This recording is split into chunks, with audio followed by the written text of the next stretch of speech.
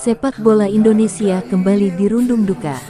Sebuah insiden di Stadion Kanjuruhan, Malang, setelah pertandingan antara Arema FC dan Persebaya Surabaya, Sabtu tanggal 1 Oktober tahun 2022, menjadi lembar kelam baru dalam persepakbolaan Indonesia. Kericuhan tak terelakkan di stadion yang menjadi markas Arema FC itu.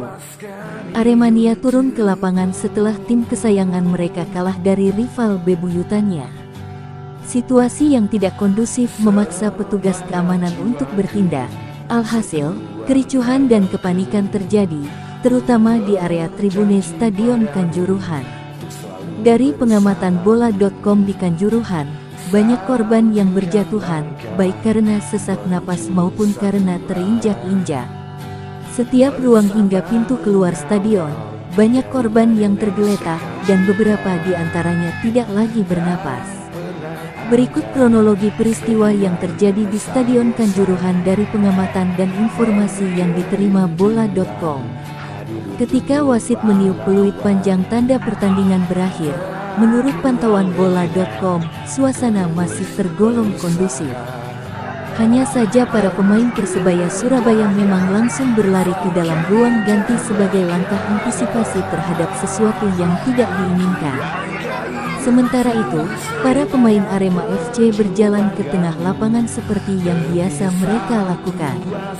Mereka bermaksud memberikan penghormatan kepada Aremania yang telah memberikan dukungan penuh di Stadion Kanjuruhan meski pada akhirnya Simo Edan harus kalah. Namun, saat itu sudah ada beberapa Aremania yang masuk lapangan. Mereka tidak melakukan aksi yang anarkis tapi justru menghampiri para pemain Simo Edan. Ada yang memeluk Sergio Silva, ada pula yang berbicara dengan kapten tim, Ahmad Al-Farizi. Namun, situasi kemudian mulai sulit untuk dikendalikan. Seorang Aremania masuk lapangan sambil berlari membawa bendera Persebaya Surabaya yang dicoret. Kemudian aksi itu diikuti oleh Aremania lainnya yang masuk ke dalam lapangan dan jumlahnya makin banyak. Personel keamanan pun melakukan tindakan dengan mengamankan para pemain Arema FC untuk masuk ke ruang ganti stadion. Hal itu menjadi prioritas karena mulai ada lemparan botol kemasan air mineral yang ditujukan kepada tim Arema FC. Langkah tersebut justru menimbulkan insiden yang lebih besar. Banyak Aremania yang menjadi korban. Informasinya, beberapa gas air mata ditembakkan ke arah tribune dan membuat kepanikan makin besar. Dari insiden tersebut, banyak korban yang jatuh karena terinjak oleh supporter lain yang panik dalam situasi tersebut. Ada pula yang jatuh karena sesak napas akibat gas air mata. Minimnya ketersediaan air buat membasuh muka memperparah keadaan. Para jurnalis dan fotografer yang bertugas meliput pertandingan tersebut pun diamankan dan diarahkan untuk menuju ke ruangan di dalam stadion.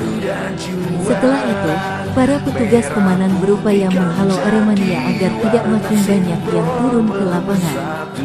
Sayangnya, petugas kepolisian, TNI, dan steward yang ada kalah jumlah dari para supporter yang turun ke lapangan. Tak sanggup mengendalikan keadaan, tembakan gas air mata pun jadi opsi yang diambil. Dari pantauan bola.com, hampir di setiap jengkal ruangan pintu keluar Stadion Kanjuruhan, ada Aremania yang tergeletak. Beberapa di antaranya sudah tidak bernapas lagi. Sampai pukul 23.40, beberapa korban masih tergeletak di pinggir lapangan dan pintu keluar. Begitu banyak korban membuat tenaga medis yang ada tak bisa mengatasi semuanya. Akhirnya beberapa korban tak tertangani. Selain itu, ada 2 mobil kepolisian yang rusak dan terbalik di area Stadion Kanjuruhan.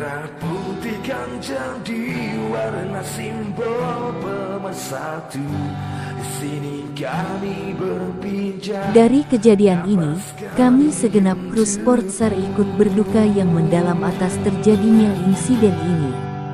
Kata-kata untuk hari ini, sukanya akan hilang, namanya perlahan dilupakan, hashtagnya tenggelam.